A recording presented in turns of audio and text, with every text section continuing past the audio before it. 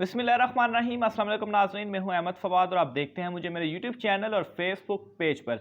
नाज़रीन, बड़ी खबर है, ब्रेकिंग न्यूज़ है आज़ाद कश्मीर से, क्योंकि आज़ाद कश्मीर में एक बहुत अहम तब्दीली जो है वो की जा चुकी है। और अगर यूँ कहा जाए कि सरदार तनवीर इलियास की जो धमकी थी वो काम कर गई है, क्योंकि सरदार तनवीर इलियास को बहुत बड़ा ओहदा जो है वो दे दिया गया है। क्या बड़ी तब्दीली की गई है आज़ाद कश्मीर में, काबीना के हवाले से अभी क्या मामलात होंगे, इस हवाले से बहुत अहम तफसीलात हैं जो कि आज की इस व्लॉग में मैं आपके साथ शेयर करने जा रहा हूं।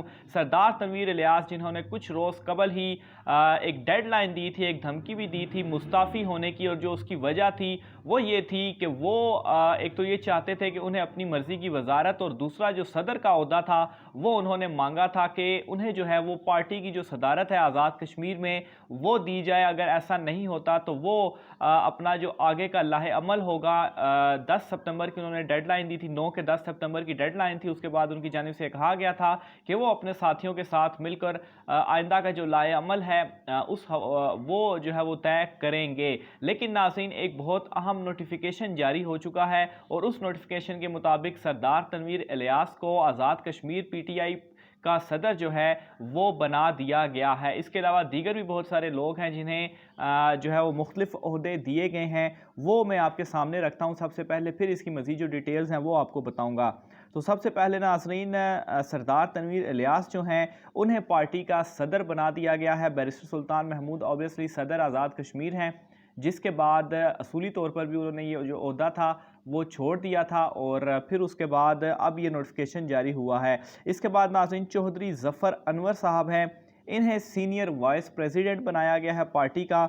इसके बाद चौधरी अज़हर सादिक हैं, अज़हर सादिक साहब को जो है वो वाइस प्रेसिडेंट बनाया गया है। इसके अलावा मीर अतीकुर रहमान हैं, मीर अतीकुर रहमान को भी जो है वो वाइस प्रेसिडेंट बनाया गया है। इसके अलावा राजा मंसूर खान साहब हैं, राजा मंसूर खान साहब को जनरल सेक्रेटरी बनाया गया है। इसके अलावा आमिर नज़ीर हैं, आमिर नज़ीर साहब को एडिशनल जनरल सेक्रेटरी बनाया गया है। इसके अलावा सरदार काजी साहब हैं, सरदार काजी साहब को deputy general secretary Muzaffarabad division जो है वो बनाया गया है। इसके अलावा सिकंदर बेग हैं, सिकंदर बेग को भी डिप्टी जनरल सेक्रेटरी हैं, और ये जनरल सेक्रेटरी हैं मीरपुर डिवीज़न के। इसके बाद चौधरी मकबूल साहब हैं, चौधरी मकबूल साहब deputy general secretary Jammu division के हैं। इसके बाद सलीम भट्ट साहब हैं, ये deputy general secretary valley division के हैं। इसके बाद जुल्फ़िकार अब्बासी हैं,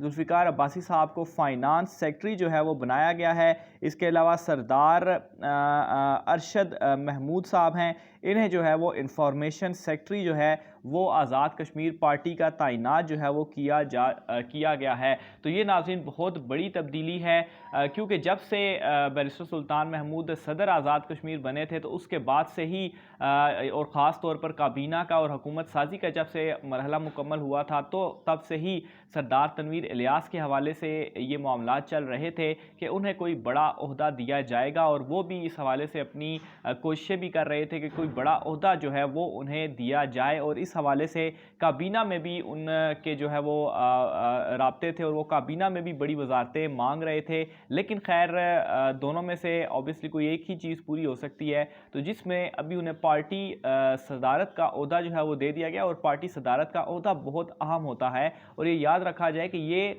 ओहदा पहले बैरिस्टर सुल्तान महमूद के पास था, तो आप इसकी अहमियत का अंदाज़ा जो है वो यहाँ से भी लगा सकते हैं। ऑब्वियसली पार्टी जो सदारत है आपका पार्टी के ऊपर, यानी कि आज़ाद कश्मीर में अगर पार्टी के ऊपर किसी का होल्ड अब होगा तो वो सरदार तनवीर इलियास का होगा, क्योंकि वो पार्टी के सदर वहाँ पर मुंतखब हो चुके हैं। इसके अलावा नाज़रीन, जहाँ तक काबीना की बात है तो वो काबीना में तो मौजूद है, लेकिन काबीना से वो रिज़ाइन देते हैं, हटते हैं, क्योंकि अब उनके पास ये सदारत का ओहदा भी आ गया। फिर इसके अलावा जो उन्होंने एक दाखिला की भी वजारत मांगी थी, उस दाखिला की वजारत का क्या होता है, ये बहुत अहम चीज़ें हैं। बहरहाल इस हवाले से एक और तफसील ज़राए के मुताबिक नाज़रीन, जो सोर्सेज हमें बता रहे हैं वो ये है कि जो दाखिला का ओहदा रखा गया है, क्योंकि बैरिस्टर सुल्तान महमूद से जो है वो काफ़ी वादे भी किए गए थे, उन्हें वज़ीर-ए-आज़म जब नहीं बनाया गया, सदर बनाया गया, फिर पार्टी सदारत भी उनसे चली गई, तो उनसे ये कहा गया था कि उनके जो बेटे हैं उनको LA3 से इलेक्शन लड़ा के तो काबीना में लेकर जो है वो आया जाएगा। तो यहाँ पर नाज़रीन कुछ सोर्सेज ये बता रहे हैं कि जो उनके बेटे हैं उनको जब वो LA3 से इलेक्शन लड़ेंगे, जीतेंगे, तो उन्हें काबीना में लेकर आया जाएगा।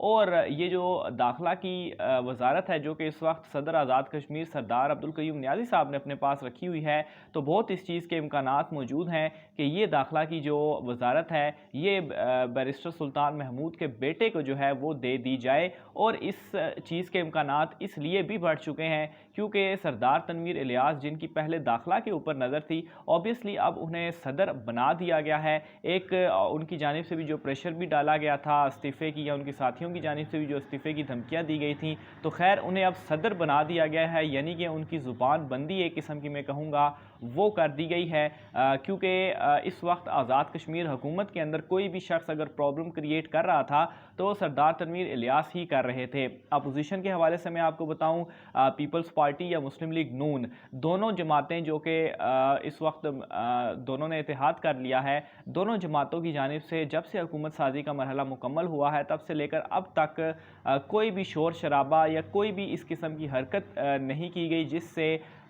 हुकूमत को किसी तरह की कोई प्रॉब्लम जो है वो हो सके। लेकिन सरदार तनवीर इलियास मुसलसल ये चीज़ें कोशिश जो है वो कर रहे थे।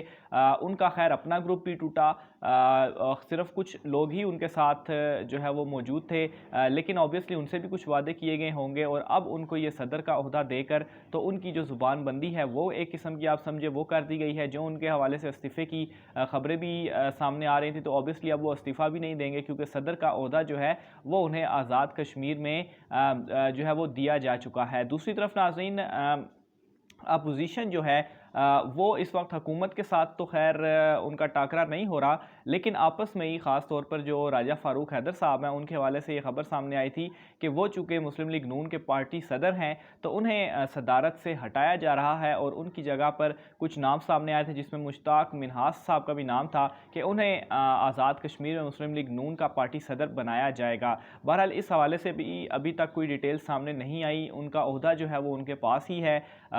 कोई मतलब अपोजिशन की जानिब से भी खैर इस हवाले से मज़ीद जब भी वो आगे अगर उनसे ओहदा लिया जाता है या उनसे ओहदा क्यों नहीं लिया जा रहा, इस हवाले से जो भी मज़ीद तफसीलात होती हैं वो आपके साथ हम शेयर करते रहेंगे।